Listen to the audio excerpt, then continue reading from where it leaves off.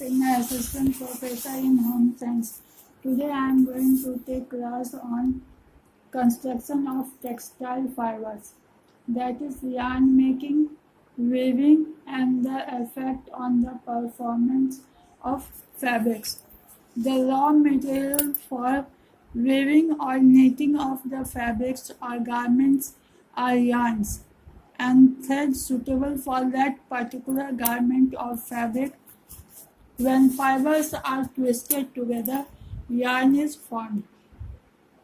Yarn can be formed by twisting together a group of fibers, laying together a group of filaments together, twisting a number of filaments together, using a monofilament as a yarn, converting a sheet of material like metal foil or polymer into thin strips. Yarn can be formed by using staple fibers or filament fibers, natural, man-made or both. Fibers can be spun into yarns. Yarns can be classified into spun yarns and filamentous yarns. Spun yarns made from short-length fibers like cotton, wool, etc. Spun yarns generally have dull, fuzzy look and are subject to peeling. They are generally warm and absorbent. Filamentous yarns made from long-length filament fibers like silk, etc. These yarns are generally smooth and lustrous. These do not peel. They are generally cool and absorbency depends upon the type of fiber used. Monofilament yarn and multifilament yarns. Monofilament yarns are composed of one single filament. Multifilament yarns are composed of many filaments. On the basis of structure of the yarn, it can be classified as simple yarns, simple ply yarn, multiply yarn, and cord yarn. Now next is novelty yarns. Novelty yarns are made primarily for the appearance. The normal appearance of single or piled yarns is deliberately changed for decorative purpose. Knots, loops, curls, stripes, etc. may be included. There can be endless variety of novelty yarns. A typical novelty yarn has three basic parts: ground or foundation or core, the fancy or effect, the binder. Different types of novelty yarns are slub yarns, flock or flake yarns, spiral or corkscrew yarns, vocal yarns, retinue yarns, spot or knot yarns, etc. A common method of manufacturing yarn is to construct a fabric on a weave using soft twisted yarns in the filling.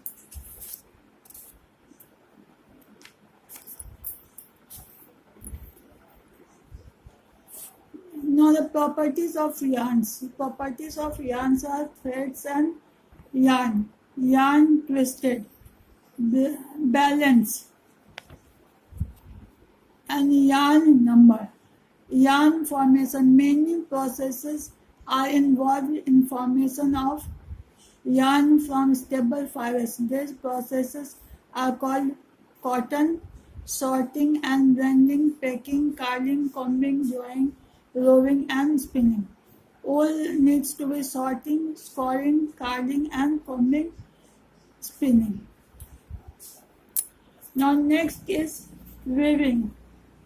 Fabric construction can be done by many methods using fibers or yarns. Fabric construction techniques affect the appearance, properties, durability, and strength of the fabric. The following techniques are used in fabric construction: weaving, knitting, felting, bonding, fussing, netting, braiding, merino, and knotting. But we have to study only weaving.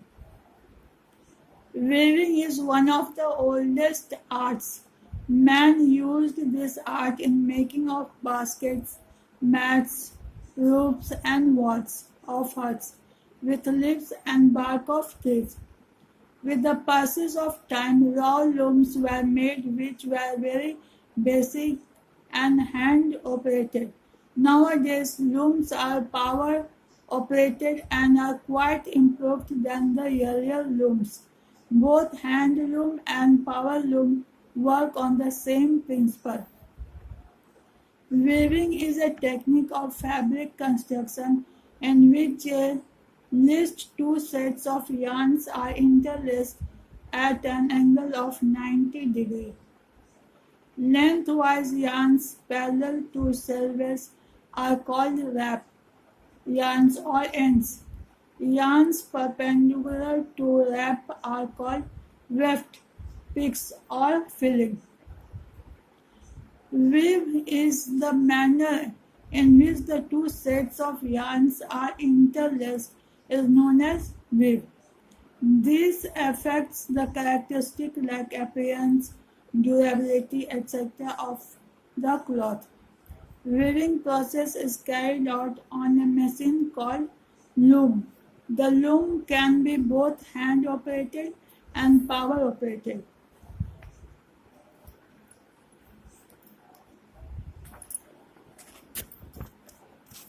The parts of a basic loom is wrap beam holds the lengthwise yarns.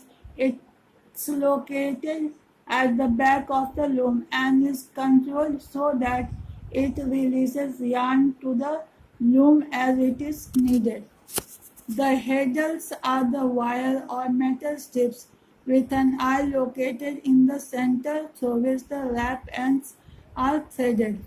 The harness is the frame that holds the headers in position. Each loom has two harnesses at least and many have 20 or more. Harness can be raised or lowered in order to produce the thread through which the filling thread is passed and thus control the pattern of the weave.